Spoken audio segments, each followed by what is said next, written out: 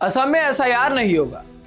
SIR का नाम आप सभी ने सुना होगा, स्पेशल इंटेंसिव रिवीजन। ये क्यों किया जा रहा है ये भी सब जानते हैं। इसको लेकर अब बिहार के बाद 12 राज्यों में भी इसके लिए बोल दिया गया था कि अब 12 राज्यों में एसआईआर कराया जाएगा। उनमें तमाम राज्यों का नाम था, लेकिन बिहार में जिस तरह से एसआईआर हुआ उससे लोग बहुत डरे हुए भी थे, क्योंकि कई लाख नाम जब काट दिए जाते हैं, जबकि लोग वहां पर रह रहे हैं, वहां के लोकल हैं, उनके नाम कटे।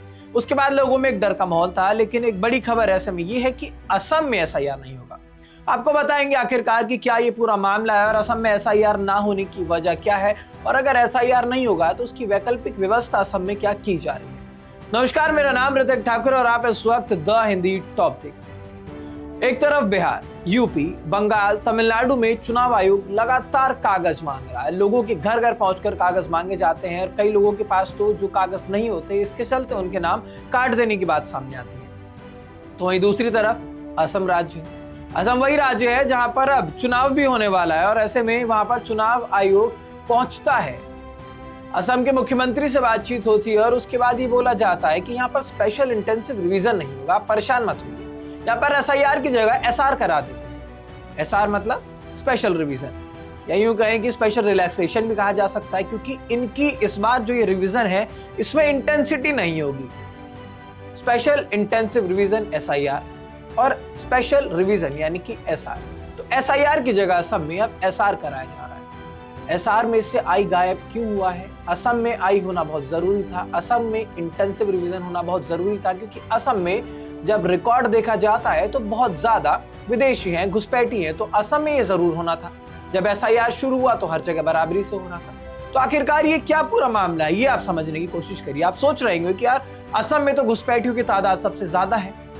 हाँ है, तो यहां पर क्यों नहीं एसआईआर होगा? 1971 का वो समय था जब यहाँ पर असम समझौता हुआ, एनआरसी भी हो गया था। 19 लाख लोग विदेशी निकले, बड़ा आंकड़ा है। इनमें से 12 लाख हिंदू बंगाली थे। उसके बाद जो 7 लाख थे वो मुसलमान थे। तब ऐसे में लोग ये सोच रहे हैं कि जब 19 लाख थे तो इनको ढील क्यों दी जा रही है? क्योंकि 12 लाख बंगाली हिंदू थे, ऐसा कहा जा रहा है कि जिसके चलते यहाँ पर वोट प्रभावित हो जाएगा। इस चलते यहाँ पर कहीं ना कहीं इंटेंसिव रिवीजन नहीं हो रहा है। इसके बारे में जो हवाला चुनाव आयोग की तरफ से दिया गया है वो सुनेंगे तो आप और ज्यादा चौंक जाएंगे। पंजाब हरियाणा में Aadhaar card, PAN card, ration card सब कुछ मांगा जा रहा है। असम में घर घर पहुंचा जा रहा है। बीएलओ पहुंचते हैं, डायरी लेते हैं, हाथ में पूछते हैं आपका नाम क्या है, पिता का नाम क्या है, कब से रहने, बस ठीक है, हो गया नाम, कंफर्मेशन हो गई। क्योंकि ऐसा रहा है, यहाँ पर इंटेंसिव रिवीजन नहीं है। क्योंकि जब हम आपको एक सारी खबर बता रहे हैं तो इसमें सबसे बड़ी बात ये कि जब एसआईआर का हम नाम लेते हैं तो एसआईआर हर जगह होना था। एसआईआर की जगह एसआर का तो प्रावधान आप लाए ही नहीं थे। तो ऐसे में नया खेल क्या है? नया खेल ये है कि चुनाव आयोग ने 12 राज्यों में जो प्रोग्राम चलाया था उसका नाम यही था, एसआईआर, स्पेशल इंटेंसिव रिवीजन। इसमें काम क्या था? घर घर जाना था, फॉर्म 12C भरवाना था, आधार, जन्म प्रमाण पत्र, बिजली बिल सब कुछ चेक करना था। जो नहीं दिखा पाया उसका नाम काट दिया जाए। बिहार में भी यही हुआ। पहले राउंड में ही 69 लाख नाम कट गए और लोग इतने परेशान थे। हमने देखा था, हम बिहार में तब चुनाव कवर कर रहे थे तो वहां पर लोगों में जो परेशानी थी, 69 लाख नाम कटने के बाद परेशान थे। कह रहे थे भैया हम तो 40 साल से यहीं रह रहे हैं, हमारा नाम काट दिए। लोग बेंगलोर, दिल्ली, पुणे, पंजाब से आ रहे हैं वोट देने के लिए, उनको आगे पता लग रहा है उनका नाम कट गया है। तो ये बहुत असुविधा लोगों को। अब असम में भी 2026 में चुनाव, तो सबको लगा कि यहाँ तो एसआईआर का बम धमाका ढंग से होगा, जोरों शोरों से होगा, क्योंकि यहाँ पर घुसपैठियों का पुराना इतिहास रहा है। लेकिन सोमवार को जब चुनाव आयोग ने प्रेस कॉन्फ्रेंस की तब बोला कि भाई असम में एसआईआर हम नहीं करा रहे हैं, असम में सिर्फ एसआर करा रहे हैं। इसका मतलब होता है स्पेशल रिवीजन। मैंने आपको बताया एसआईआर और एसआर का अंतर भी आपको बता दिया गया है।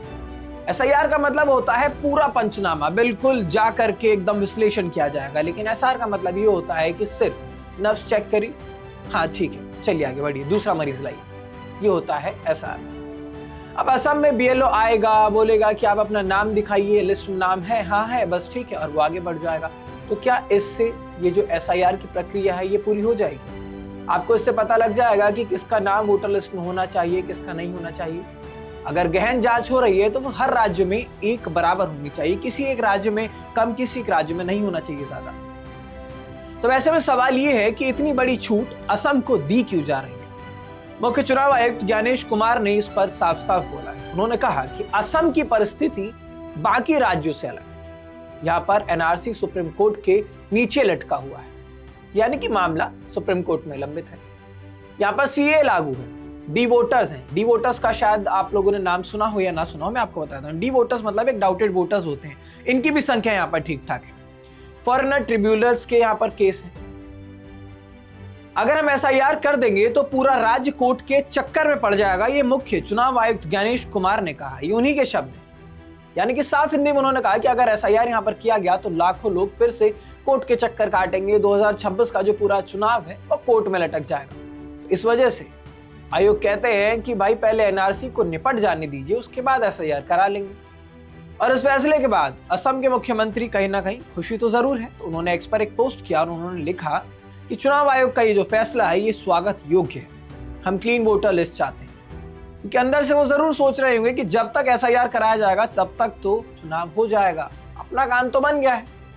2019 वाला एनआरसी अभी तक वहां पर लटका हुआ है। अब सभी को याद होगा 2019 में जब एनआरसी आया था तो 19,06,000 लाख लोग बाहर के निकले थे। इनमें से 12 लाख हिंदू बंगाली और 7 लाख मुस्लिम थे। अब बीजेपी को यह लगा कि अब ये हमारे वोटर्स कहीं बाहर ना चले जाए, क्योंकि 12 लाख हिंदू बंगाली वोटर्स हैं।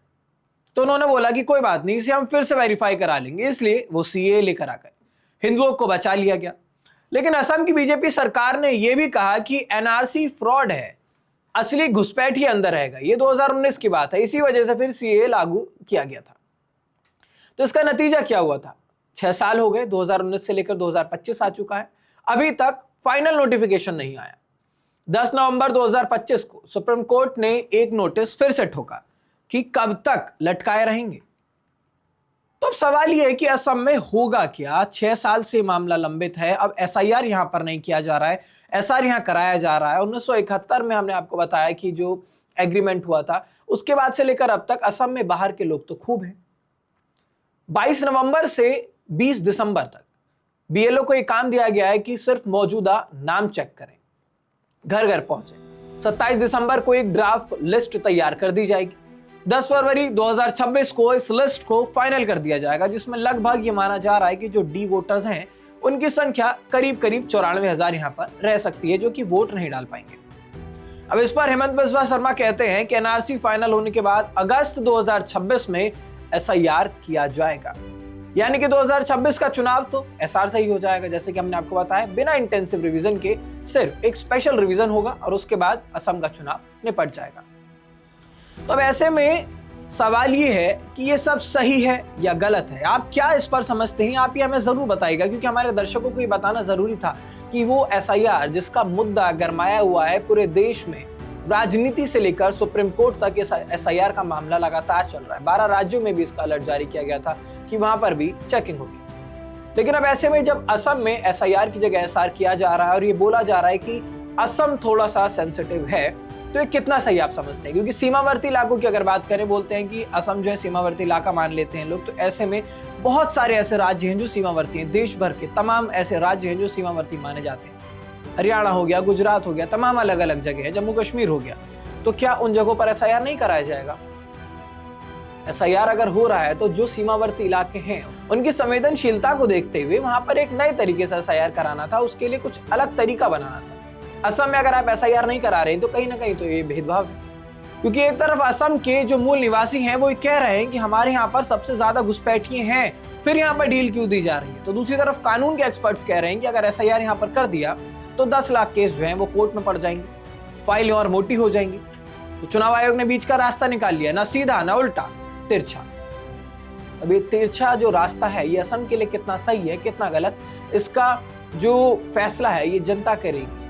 आने वाले समय में इस पर बहस जरूर होगी। 2026 में असम में चुनाव होना है, लेकिन इतना तय है कि असम का जो ये वोटर लिस्ट का खेल है ये खत्म नहीं हुआ है। इस पर बहस जरूर होगी, लोग जरूर इस पर अपना पक्ष रखेंगे, क्योंकि एसआईआर की जगह जब एसआर यहाँ पर हो रहा है तो घुसपैठियों का और विदेशियों का जो वहां पर तादाद है, जो संख्या है वो बढ़ी हुई है। तो आखिरकार उनका क्या होगा, यहाँ से कितने नाम कटेंगे, वो देखने वाली बात होगी। तो फिलहाल इस वीडियो में जो डिटेल हमने आप तक पहुंचाई है वो आपको कैसी लगी हमें कमेंट बॉक्स में जरूर बताइएगा। और अगर वीडियो पसंद आई हो तो लाइक, कमेंट, शेयर जरूर कीजिए और द हिंदी टॉप चैनल को सब्सक्राइब कीजिए।